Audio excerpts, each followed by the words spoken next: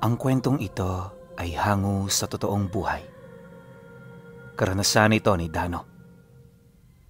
Taong 1976, si Katuna, Bohol.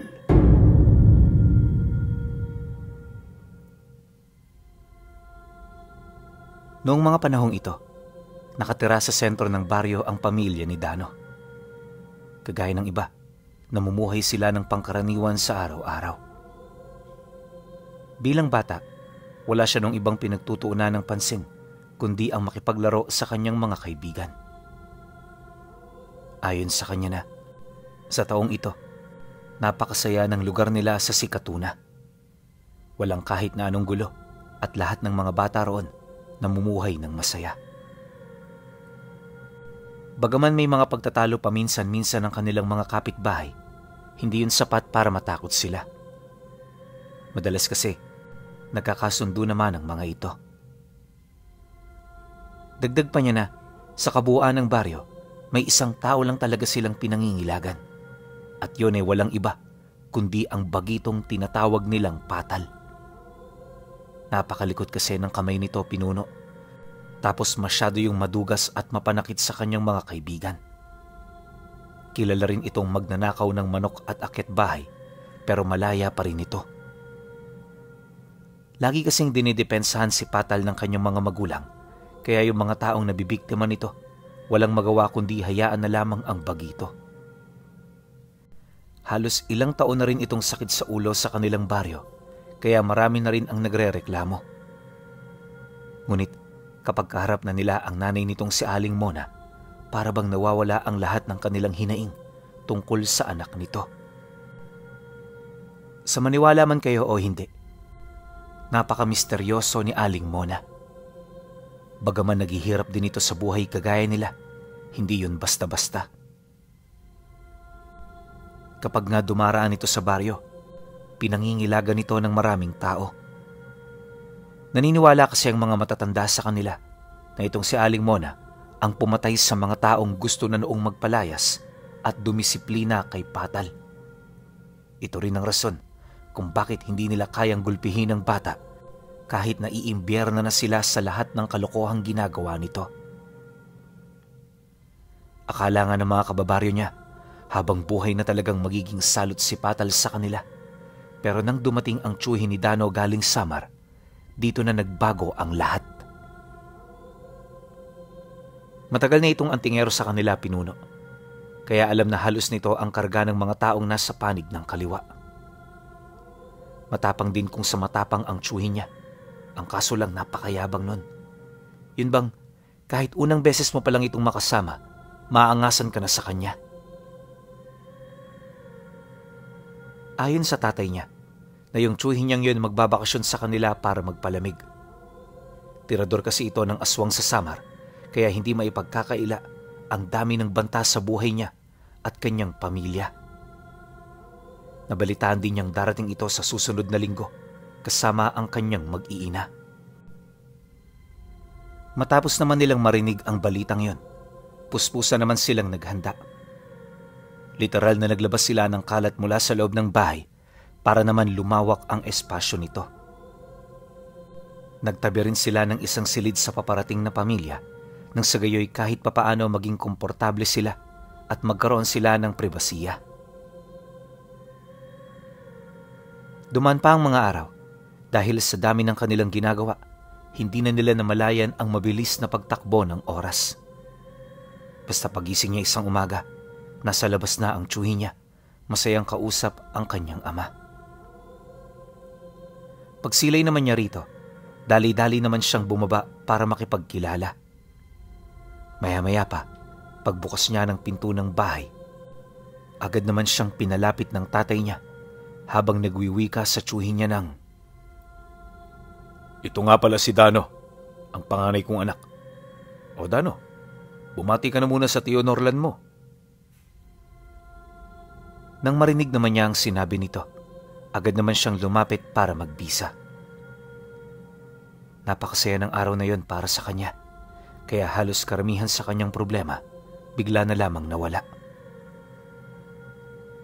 Subalit kinahapunan pagsapit ng 3:00, Nakaramdam siya ng matinding takot nang masipat niya itong si Patal na pangisi-ngisi pang nakatingin sa kanya habang kinukuha ang nag-iisang tandang ng tatay niya. Bago pa man siya noon makapagsalita, kumaripas na ito ng takbo patungo sa kakahuyan. Ilang segundo lang ang lumipas, naglaho na ito na parang bula.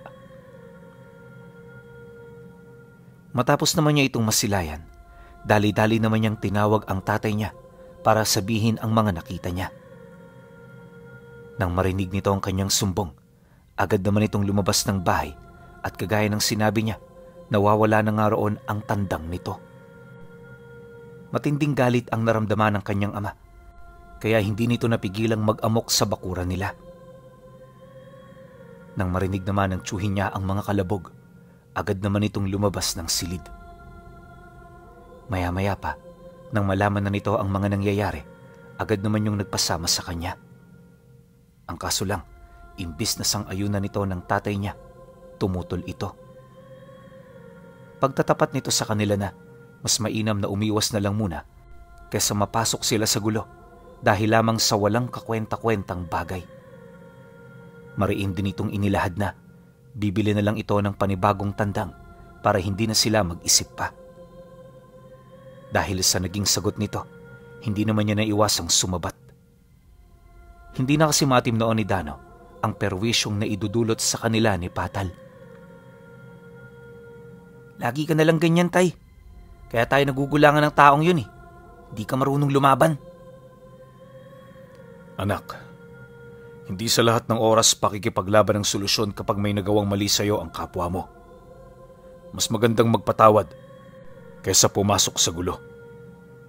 Tandaan mo, napakadali diyang pumasok pero napakahirap ng lumabas. At kung mataong malas-malasing ka pa, pwede kang mamatay at madamay ang iyong mga mahal sa buhay. Gugustuhin mo ba ang ganun? Dahil sa sinabi nito, nanahimik naman siya. Sa pananatili pa lang kasi ng kanyang ama, alam niya nang may punto ang mga bagay na sinasabi nito sa kanya. Matapos naman nilang mag-usap, pumasok na sila sa loob. Hanggat maaari, binago ng tatay niya ang paksa ng mga pinag-uusapan nila. Di rin siya nito pinayagang magsalita sa tiyuhin niya ukol sa bagay na yon. Subalit lingid sa kaalaman nito, nakapag-usap na sila ng palihim. Ilang araw pa ang lumipas, inutusan siya ng tiyuhin niya na manmanan ng bahay ni Patal.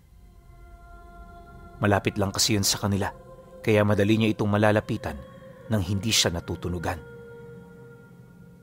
Bagaman may pangamba sa kanyang dibdib, pilit niyang sinunod ang tiyuhin niya. Alam niya kasi na anuman ang mangyari sa kanya, nasa likod niya lang ito. At sa loob ng ilang araw niyang pagmamanman pinuno, nakita niya ang lihim na buhay ni Patal. Tuwing hapon nasisipat niya itong nakaupo sa bakuran ng bahay nila na naroon sa ibayong parte ng palayan. Harap lang din ito ang mga kabahayan, kaya mula roon kitang-kita talaga ang mga ginagawa ng mga kapitbahay nila. Sa pwesto naman noon ni Dano, nakatago siya sa malaking uhay ng palay na ilang metro lang ang layo sa bahay nila Patal. Tago ang lugar na yon, gawa ng bukod sa nasa gilid ito na parte, wala rin doong bintanang nakaharap. Makikita lang siya doon ni Patal at ng mga magulang nito kung natunugan na siya nito. Ayon sa kanya na, ang mga nakita niya sa bahay nung minamanmanan niya ay kakaiba sa lahat ng pamilyang kilala nila. Si Patal kasi kapag nakakauwi sa kanila, napakamasunurin nito. Tipong hindi ito papasok hanggat wala itong nakukuhang senyas mula sa kanyang mga magulang. Palagi rin itong dumadakot ng pagkain sa mga banga na nasa labas lang ng kanilang bahay. Hindi rin niya maipagkakaila na sa bawat pakikipag-usap nito sa nanay nito ay rinig na rinig niya. Isang hapon, habang nasa kasagsagan ng pagmamanman itong si Dano, nasipat niya itong si Aling Mona na lumabas ng bahay. Tumungo ito sa parte kung saan siya nagtatago at habang nakamasid yun doon, napapansin niyang paamoy-amoy ito sa hangin. Nakasimangot din ang mukha ng matanda. Animoy may nararamdaman itong hindi kaaya-aya. Maya-maya pa, galit na galit itong nagsalita na para bang alam nitong may nagmamasid sa kanila. Hindi ka talaga titigil hanggat hindi ka nasasaktan, no? Malaman-laman ko lang kung sino ka. May kalalagyan ka talaga. Matapos naman itong makapagsalita, lumabas si Patal. Dali-dali nitong sinuyod ang lugar. Kaya nung napansin niya ito, agad naman siyang nagtago sa loob ng uhay. Takot na siya noong mga sandaling yan, gawa ng nasisiguro niya na sa oras na makita siya nito may kalalagyan siya. Ilang minuto pa ang lumipas, naramdaman niyang malapit na nga ito sa kinaroroonan niya. Panayang paghinga nito ng malalim na para bang sinusundan siya nito gamit ang amoy niya. Dahil sa pangyayaring yon, pilit naman niyang pinigilan ng kanyang paghinga. Nanginginig na rin ang buo niyang katawan sa kadahilan ng hindi niya halos maisip ang mga mangyayari sa oras na matagpuan siya nito. Maya-maya pa, naramdaman niyang nasa uhay na itong si Patal dahilan para mas lalo pa siyang kabahan. Akala niya hindi siya nito mahahanap, pero laking gulat na lang niya nang bigla nitong pinagsususuntok ang pinagtataguan niya. 3 beses na tumama ang kamao nito sa kanyang muka, dahilan para dumugo ng husto ang kanyang ilong. Matapos naman itong gawin ni Patal, bigla itong nagmumumura habang pilit siyang hinihila papalabas. Pagsilay naman ito sa kanyang muka, agad siya nitong dinarag at walang habas na pinagbabalibag. Halos magkanda-bali-bali na noon ang kanyang katawan, pero pinilit pa rin niyang tumayo. Naisip niya kasi na sa mga sandaling yun hindi siya maaaring panghinaan dahil may posibilidad na patayin siya ng mga ito. Pagdistansya naman sa kanya ni Patal ng bahagya, narinig niya itong tinatawag ang nanay nito. Kaya ang ginawa niya, kumaripas siya ng takbo papalayo. Paika-ika niyang tinahak ang palayan habang humihingi ng tulong sa mga magsasakang naroroon. Nang mapansin naman ni Patal ang kanyang ginawa, sinubukan siya nitong habulin para ibalik, ngunit dahil sa mga taong tumulong sa kanya, di na yun nakapagpumilit pa. Alam din kasi ni Dano na marami ang galit dito, kaya halos lahat ng mga taong lumapit sa kanya, alam niyang mga kaibigan nila. Dahil sa ginawa ng mga ito, nakauwi siya ng ligtas sa kanila. Pagdating niya sa bahay, sinalubong siya ng kanyang mga magulang na gulat sa mga nangyari. Marami itong sinasabi sa kanya pero lahat yon hindi niya nauunawaan dahil sa pagsusuka niya ng dugo. Ayon kay Dano Pinuno na kung hindi siya noon natulungan ng tiyuhin niya, paniguradong patay na siya. Base kasi sa mga nakita nito, nagkandabutas-butas ang kanyang baga at atay, buhat sa walang awang pagbalibag sa kanya ni Patal. Mabuti na lang, eksperto ito sa panggagamot ng malubhang karamdaman, kaya nakaya nitong maisalba ang buhay niya. Pagsapit ng gabi, unti-unti na ring bumuti ang kanyang lagay. Bagaman may mga bali pa, malayo na siya sa panganib. Habang nagpapahinga naman siya, panay ang pag-uusap ng ama at tiyuhin niya ukol sa mga nangyari. Matapos nun, dito na humingi ng tawad ang tiyuhin niya. Inilahad din ito na siya ang may utak sa ginawa ni Dano, kaya wala siyang pwedeng maisagot sa galit nito. Mayabang lang ako, pero alam ko ang kasalanan ko.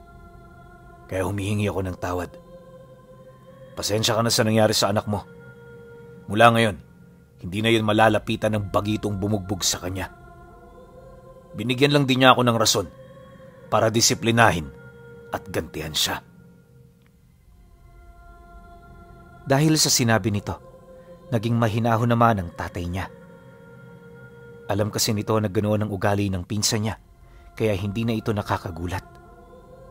Sa halip din na ipagpatuloy ang kanilang argumento, ipinakiusap na lamang nito dito na kung maaari wag na niyang ituloy ang masama niyang balak. Mas lalo lang kasi nitong pinapalala ang sitwasyon kaya hindi ito ang pinakamagandang gawin. Dagdag pa ng kanyang ama, marami ang madadamay kapag sinaktan niya itong si Patal. Alam kasi nitong hindi titigil si Aling Mona hanggat hindi ito nakakapaghiganti. Ang mas malala pa sa lahat ay yung tsansang makadamay sila ng ibang tao dahil sa ginawa nila. Huwag kang mag-alala, Insan. Alam ko ang ginagawa ko. Tsaka hindi ba mas maganda kung tuldukan na natin ang paghahari dito ni Mona? Bukod sa maalis ang gulo sa baryong to, tahimik din ako makakapagbakasyon at makakaalis dito. Samantala kung iiwan ko siyang buhay, hindi malabong gantihan niya kayo kapag wala na ako, di ba? Nang marinig naman ito ng kanyang ama, sumeryoso ang mukha nito. Titig na titig din ito sa tsuhi niya na parabang mas malalim ang nalalaman nito kumpara kay Aling Mona. Tiwala naman ako sa kakayahan mo, Norlan. Ang ikinakatakot ko, baka matalo ka lang din niya. Wala kang ideya sa karga ni Mona, kaya kung mamaliitin mo siya, para ka lang gumagawa ng sarili mong hukay. Iniiwas lang din kita dahil ayaw kong mapahamak ka. Tandaan mo, meron kang pamilyang umaasa sa'yo. Hindi sapat ang sakripisyong gagawin mo para sa bagay na yan. Nagkakamali ka, pinsan. Dito na ako nabuhay at masaya akong mamamatay na ginagawa ang aking hilig. Pasensya ka na, pero hindi mo ako mapipigilan. Gagawin ko kung ano ang nararapat, alang-alang sa iyong anak. Matapos naman itong makapagsalita, dito na nito itinigil ang kanilang pag-uusap. Narinig ni Dano ang lahat ng yon, kaya sobrang tuwa niya nang malaman niyang tinupad ng tsuhi niya ang pangako nito para sa kanya. 3 araw ang lumipas, kahit papaano nanumbalik na ang kanyang lakas. Nang makatayo na siya, agad naman siyang nagtanong sa tsuhi niya ukol sa mga nangyayari tuwing gabi. Medyo nadala kasi siya noon, lalo pat kapag nasa kasagsagan ng pamamahinga, may mga naririnig siyang animoy nag-uusap sa labas ng bahay nila. Nang marinig naman ng tsuhi niya ang tungkol dito, agad naman itong ipinaliwanag ang mga bagay-bagay na kasalukuyang nangyayari. Ayon dito, nasa kasagsagan na sila noon ng paghahanda para mapigilan ang puwersa ni Mona at ng asawa nito. Sa mga nagdaang araw kasi, napansin itong kumikilos na ang dalawa para atakihin sila. Siyempre, di naman yun pinahihintulutan ng tsuhi niya, gawa ng marami ang madadamay sa oras na naisakatuparan nito ang kanilang binabalak. Dagdag pa nito na, hanggat hindi malinaw ang lahat, wag na wag muna siyang lumabas ng bahay. Panatilihin niyang nasa loob dahil yon ang pinakaligtas niyang gawin. Nang marinig naman niya ang sinabi nito, hindi niya ito sinuway. Kagaya ng ginawa ng tsuhi niya, pinag-igihan na rin niya ang pagmamasid sa labas ng bahay nila, lalo na kapag gabi. Sa mga ganoong oras kasi, madalas na nagpapakita ang mag-iina base sa obserbasyon nito. Mariin din itong inilahad na ilang araw na ang nakakalipas magmula noong minanmanan nito ang kanilang pamamahay. Dagdag pa ng tsuhi niya, sinubukan na nitong paramdaman ng mag-asawa ng kanyang presensya pero hindi pa rin ito matinag-tinag. Yun bang meron itong pinanghahawakang bagay para hindi masindak sa tsuhi niya. Hanggat maaari, pilit naman noong umiiwas ang tsuhi niya dahil sa dami ng taong nakaantabay sa bahay nila. Kaya lang, kahit anong gawing pag-iwas nito, dumating na rin sa puntong narindi na ito. Lalo na nung hinamak ni Patal ang pagkatao nito, doon na yun hindi nakapagpigil. Ayon sa kanya, nangyari ito noong kasagsagan ng gabi.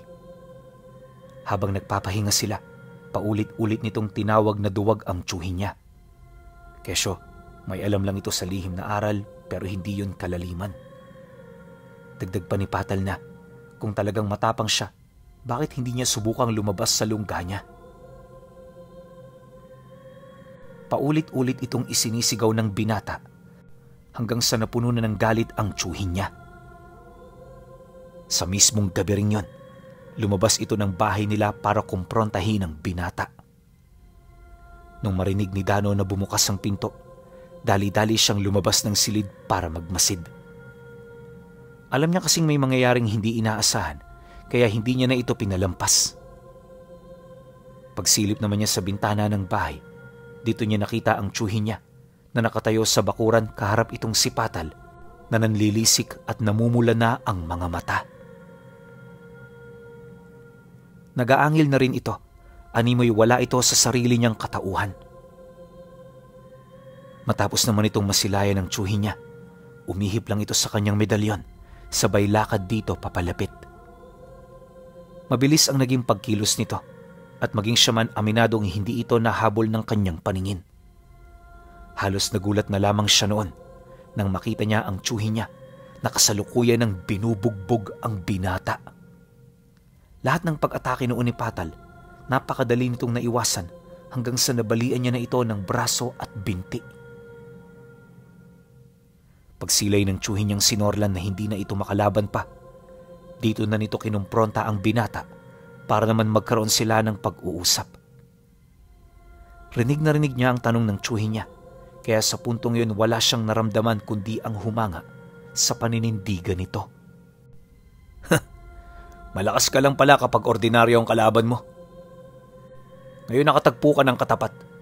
Ano ang pakiramdam na matalo? Demonyo ka. Muntik mo nang mapatay ang pamangkin ko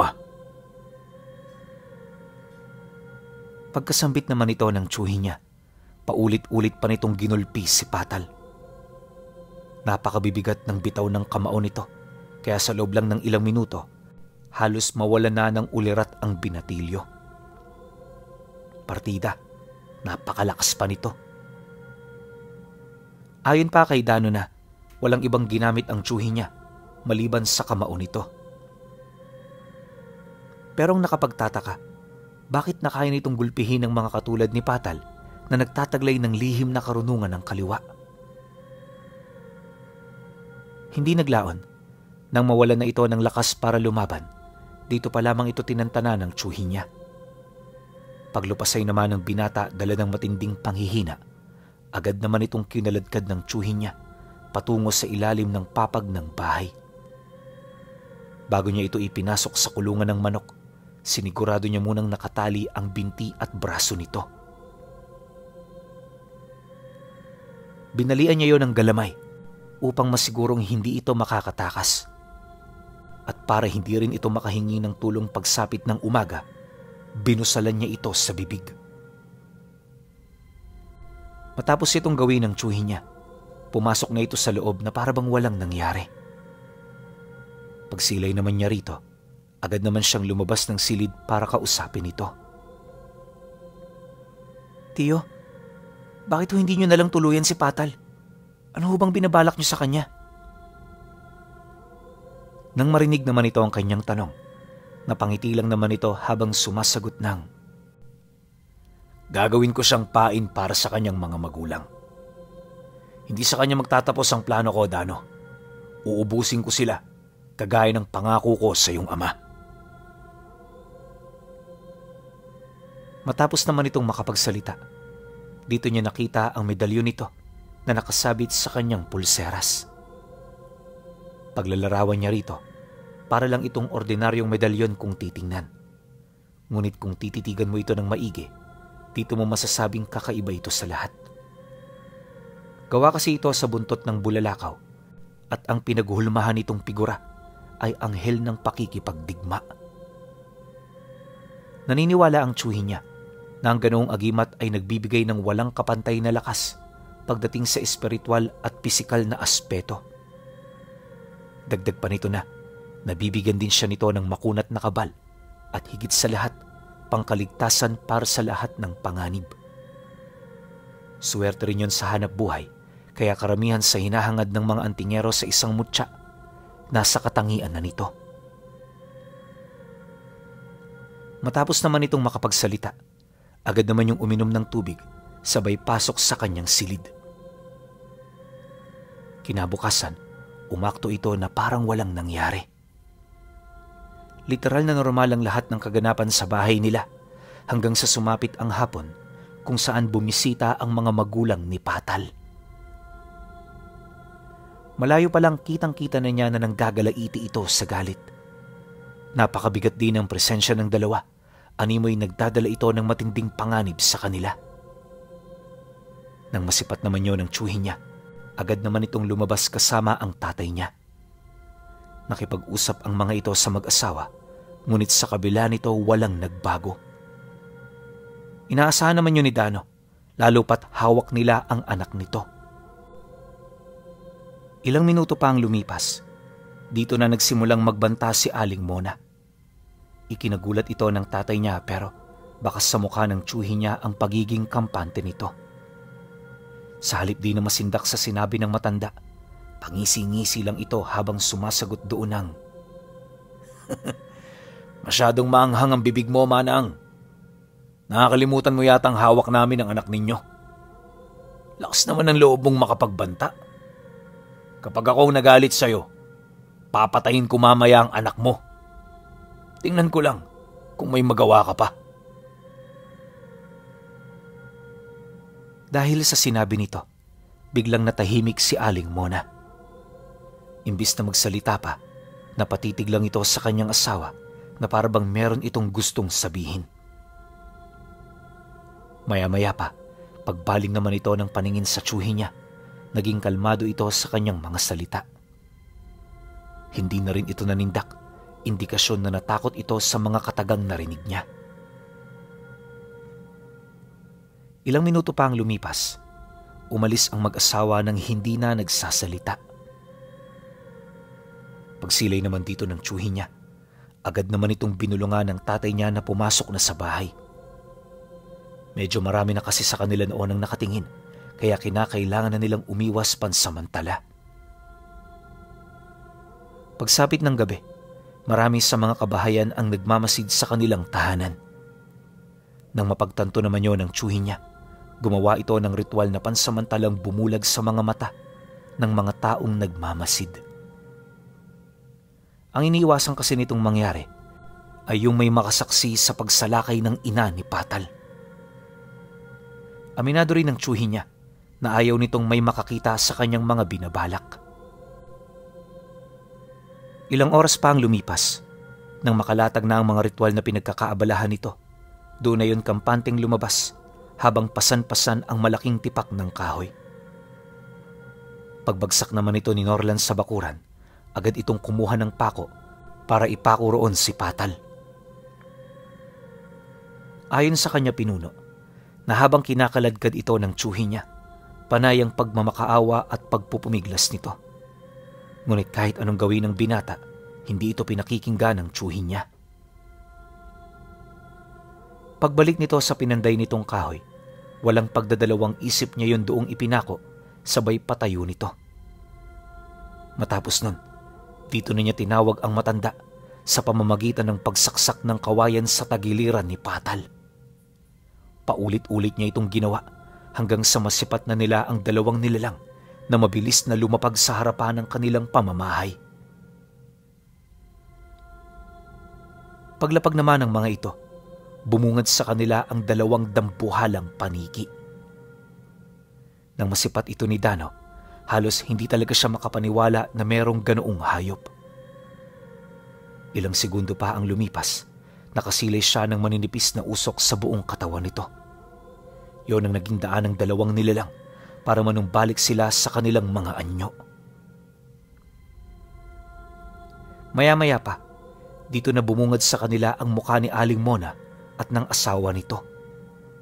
Yung dalawang matanda, literal na hubot-hubad, kaya nung masipat niya ito medyo na ilang siya roong tumingin. Napawi lang ang ganoong pakiramdam nang magsimula na itong magsalita sa kanyang tsuhin. Malaki ang sakripisyong aming ginawa para mahanap ka ngayong gabi. Batid kung hindi ka madadala sa simpleng pangungulam lang. Tingnan natin kung hanggang saan ang bisa ng mga karga mo. Pagkasambit naman ni Aling Mona ng mga katagang yon, biglang sumugod ang asawa nito. Galit na galit nitong sinunggaba ng tsuhi niya nang hindi man lang inaalam ang kalakasan ng tanga nitong agimat. Pagsilay naman ni Norlan sa ginawa ng nilalang, agad naman niyang inihanda ang kanyang sarili. Walang sabi-sabi, buong lakas niyang pinigilan ito gamit ang kaliwa niyang kamay. At nung magkaroon na siya ng pagkakataon, buong puwersa niya itong sinapak sa ilalim ng panga. Pagtama naman ito sa nilalang, agad itong nabuwal kasabay ng pangingisay ng katawan nito. Matapos naman yung masilayan ni Aling Mona, dito na ito nakaramdam ng pagkasindak sa kanya. Si Patal noon, kahit may busal sa bibig, panay ang pagsigaw na para bang gusto na nitong patakasin ang nanay niya. Ang kaso lang, hindi yun nangyari. Nawala sa isip noon ng matanda ang tumakas, gawa ng nakita nitong nasa bingit na ng kamatayan ang kanyang pamilya. Dahil dito, humugot ito ng punyal sa kanyang bewang, sabay balik sa orihinal niyang anyo. Naisip kasi ng matanda na matatalo niya lang itong si Norlan kung pag-iisipan niya ang kanyang mga pag-atake. Sa tulong ng lakas ng aswang at likse ng kanyang katawan, malaki ang tsansa niyang mangibabaw siya sa pagtutuos nilang dalawa. Ngunit lingid sa kaalaman nito, hindi yon ang kahinaan ng tsuhi niya. Ang ipinapakita kasi nito sa mga sandaling yon, pawang kalahating porsyento pa lamang ng bisa ng abilidad niya. Sa loob ng ilang minuto nilang pagbubuno, walang patid siyang sinubukang paslangin ito. Halos inubos na rin ito ang lahat ng abilidad nito sa kanya. Ultimo ang pag-ihip ng tigalpo sa lugar na pinaglalabanan nila. Ngunit lahat ng pinakawala ng matanda, hindi nagkaroon ng bisa. Nahirapan din itong tukuyin ng agimat na tanga ng tsuhi niya, kaya nabugbog na lamang ito nang hindi nalalaman ang kahinaan ng kanyang kalaban. Hindi nagtagal dahil sa pinsalang natamo ng matanda. Napaluhod na lamang ito sa lupa habang sumusuka ng dugo. Si Patal noon, walang patid na sa pag-iyak dahil sa hindi nito matanggap-tanggap ang nangyari sa kanyang mga magulang. Bago naman patawan ng tsuhi niya ng parusang kamatayan itong si Aling Mona, inuna na muna nitong tapusin ang dalawa. Matapos nitong paslangin si Patal at ang ama nito, agad naman yung lumapit sa matanda at walang pagdadalawang isip itong pinugutan ng ulo. Nang may sakatuparan na niya ito, parang basura niyang itinapon sa hukay ang labi ng tatlo. Magmula noon pinuno, hindi na narinig ang tungkol kay Aling Mona. Maliban din sa kanilang pamilya, walang nakaalam ng kinahantungan ng mga ito. Subalit para kay Dano, hinding-hindi niya ito makakalimutan kahit ilang taon pa man ang lumipas. Hanggang sa kamatayan niya, pinanghahawakan niya ang aral na ibinigay ng tsuhi niya noong nasaksihan niya kung papaano nito tinapos ang pamilya ni Patal, gamit-gamit lamang ang hindi niya matukoy na abilidad ng medalyong may nakaukit na anghel ni Norlan.